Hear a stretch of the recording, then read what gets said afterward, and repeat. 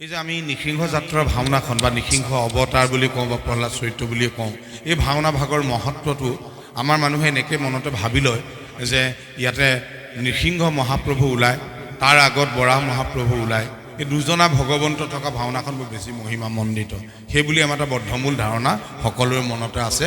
আৰু নৃসিংহ গোসাঁই যিটো ভয়ংকৰ ৰূপ, সেই ৰূপটোৰ কাৰণেও কয়। প্ৰকৃতাৰ্থত সেইটো কথা নহয় যে জৈখানী প্ৰীতি তপস্যাক গৈলা দেখি দেৱগণ সংশয় ভৈলা, জানিল প্ৰীতিক খাইলেক উই নগৰ বেৰিয়া লগাইলা জুই, দানৱগণে ভয় ভংগ বৰ পুত্ৰ ভাৰ্যাৰী দিলে লবৰ, মিলিল দৈত্যৰ আপদ ঘূৰ ইন্দ্ৰে ধৰিলেক মাতৃকমূৰ। মই পঞ্চানন সাংস্কৃতিক গোষ্ঠীক বহুত বেছি মোৰ হৃদয়ৰ নিভৃত কোণৰ পৰা মই ধন্যবাদ জনাইছোঁ যে মোৰ ককাইদেউ দেৱাদা ঘৰত, আমি দেৱাদা বুলি কওঁ, এখেতৰ সম্পূৰ্ণ নামটো দেৱানন্দ কলিতা। দেৱাদাৰ ঘৰত এই নাটকখন কৰাৰ যিদিনা সম্পূৰ্ণ ব্যৱস্থাটো হৈ উঠিছে, তেতিয়াৰ পৰা মই জানো এই নৃসিংহ যাত্ৰা ভাওনাভাগীৰ মূল তত্ত্বৰ মাত্ৰ এটা কথা কৈ মোৰ কথাখিনি সামৰণি মাৰিম।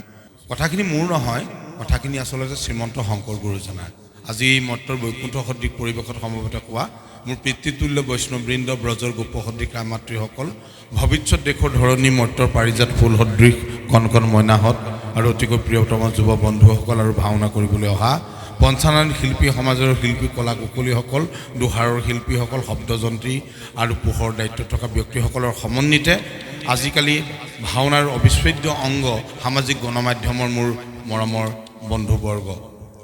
এই যে আমি নৃসিংহ যাত্ৰাৰ ভাওনাখন বা নৃসিংহ অৱতাৰ বুলি কওঁ বা প্ৰহ্লাদ চৰিত্ৰ বুলি কওঁ, এই ভাওনা ভাগৰ মহত্বটো আমাৰ মানুহে এনেকৈ মনতে ভাবি লয় যে ইয়াতে নৃসিংহ মহাপ্ৰভু ওলায়, তাৰ আগত বৰাহ মহাপ্ৰভু ওলায়, এই দুজনা ভগৱন্ত থকা ভাওনাখন বৰ বেছি মহিমামণ্ডিত, সেইবুলি আমাৰ এটা বদ্ধমূল ধাৰণা সকলোৰে মনতে আছে। আৰু নৃসিংহ গোসাঁই যিটো ভয়ংকৰ ৰূপ, সেই ৰূপটোৰ কাৰণেও কয়। প্ৰকৃতাৰ্থত সেইটো কথা নহয় যে নৃসিংহ অৱতাৰী ভাওনাভাগীৰ মহত্ব সেই অৰ্থত নহয়, আমি যিটো অৰ্থত ভাবি থাকোঁ, এই অৰ্থত যে আমাৰ যিটো জন্মৰ যিটো ৰহস্য, মানৱ জন্মৰ যিটো ৰহস্য, সেই ৰহস্যটো ইয়াতেই উদ্ঘাটিত হৈছে। এই যে আপোনালোকে মনতে হয়তো ভাবে যে হিৰণ্যকশিপু আৰু হিৰণ্যকশিপুৰ ঔৰসেদি ইমাননো ভক্তিমন্ত্ৰ এটা সন্তান জন্ম হ'ব লাগেনে? কাৰণ আমি জানো যে এটা সন্তান জন্ম হ'বলৈ হ'লে 7 ধাতুৰ প্ৰয়োজন হয়, পিতৃৰ 4 ধাতু আৰু মাতৃৰ 3 ধাতু। যদি পিতৃৰ 4 ধাতু অৰ্থাৎ হিৰণ্যকশিপু জিঘাংসুৰ প্ৰকৃতিৰ লোক, অসুৰ স্বভাৱৰ লোক, তেনেকুৱা লোকৰ ঔৰসেদি কেনেকৈ ইমান ভক্তিমন্ত্ৰ প্ৰহ্লাদৰ জন্ম হ'ব? তেনেহ'লে আকৌ মনতে প্ৰশ্নটো উদয় হ'লে লগালগ তাৰ উত্তৰটোও আহে যে তেওঁ গৰ্ভত যেতিয়া আছিলে, গৰ্ভত থাকোঁতে নাৰদক লগ পাইছিলে।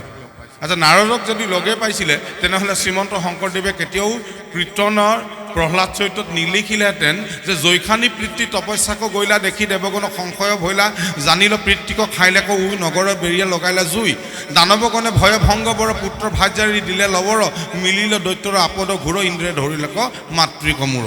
আপোন থানক নেন্ত্ৰ আজুৰি কান্দিল মাৱে মুখে বস্ত্ৰ জুৰি, কৰে আত্মৰাৱ ৰাজ মহিষী দেখিয়ে বুলিলে নাৰদৰি কি, ইহাংক এৰা এৰা সুৰপতি একে পৰশ্ৰীয়ে আৰু মহাহতী, মাতিলে ইন্দ্ৰে নাৰদক পাছে এইৰে উদৰে শিশুৱে কোৱা আছে, তাংক মাৰি দিব এইকো মেলানি, শুনিয়া নাৰদে বুলিলে বাণী, নিষ্পাপ পুৰুষ আছে গৰ্ভত, সাক্ষাৎ এইটো মহাভাগৱত।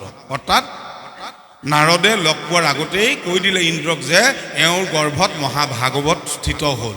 এতিয়া মহাভাগৱত কেনেকৈ স্থিত হ'ল? কাৰণ সেই মাতৃগৰাকী কয়াধু, সেই মাতৃগৰাকীয়ে গৰ্ভত মহাভাগৱত স্থিত কৰাই ল'লে। কাৰ পৰা কৰাই ল'লে?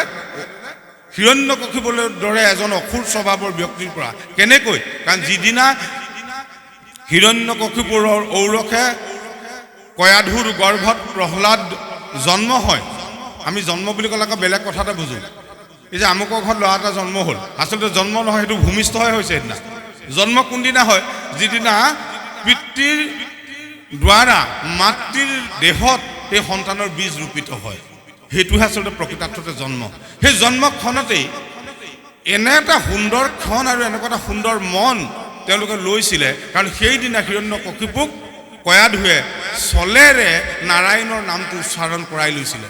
ইমানবাৰ নাৰায়ণৰ নাম উচ্চাৰণ কৰালে, ইমানবাৰ নাৰায়ণৰ নাম উচ্চাৰণ কৰালে যে নাৰায়ণৰ নাম উচ্চাৰণ কৰোঁতে কৰোঁতে তেওঁ পাহৰিয়াই থাকিলে যে তেওঁ হিৰণ্যকশিপুৰ দৈত্যৰ ৰজা, অসুৰ স্বভাৱৰ ব্যক্তি, যাৰ জীৱনৰ উদ্দেশ্য হৈছে যে নাৰায়ণ নিধন, কাৰণ নাৰায়ণৰ নামৰ মহিমা কি আছে যে নাৰায়ণৰ নাম আহিছে 4 বেদৰ পৰা, 4 বেদৰ 4 অক্ষৰ হাড় কাঢ়ি আনি ব্ৰহ্মাদেৱে বেকত কৰি থৈলে নাৰায়ণ বাণী, হেন নাৰায়ণৰ নাম লৈ শুদ্ধ কৰোঁ আমি চিত্ত কায়া, মানে চিত্ত মানে অন্তৰ, কায়া মানে দেহ, চিত্ত আৰু কায়া শুদ্ধ কৰিলে হৰি সন্তোষৰ কাৰণ আনন্দ জানি, তাৰ হৰি সন্তোষৰ আৰু কিবা কাৰণ থাকিব পাৰে বুলি নাজানি আমি মাত্ৰ নাৰায়ণৰ নাম লওঁ আমাৰ অন্তৰ শুদ্ধি আৰু দেহ শুদ্ধিৰ কাৰণে। আৰু ইভাগে মাধৱ পুৰুষটো নাই, আকৌ কৈছে যে কৰ্ণপথে, এই কৰ্ণপথে ভকতৰ হিয়াত প্ৰৱেশী হৰি দুৰ্বাসনা হৰে সমস্তৰ,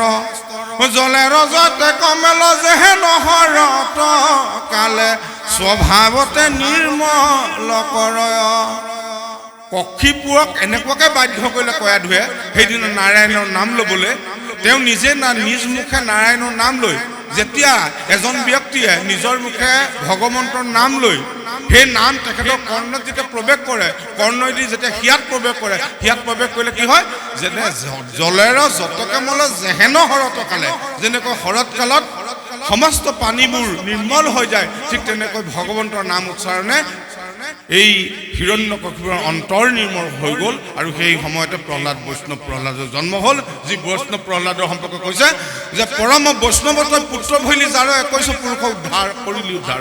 আজি 21 পুৰুষ উদ্ধাৰ হ'ব দেৱদাৰ ঘৰত এই ভাওনাৰ দ্বাৰা, কাৰণ এইখন এখন অতি মহিমামণ্ডিত ভাওনা। এই ভাওনাৰ শ্ৰৱণ দৰ্শন কৰি আপোনাৰভাৱে মনুষ্য জীৱন সাৰ্থক কৰক, এনে সুবাসনা ৰাখি মোৰ বক্তব্য সামৰণি মাৰিছোঁ। সবাৰে জীৱন কুশল হওক, মংগলময় হওক।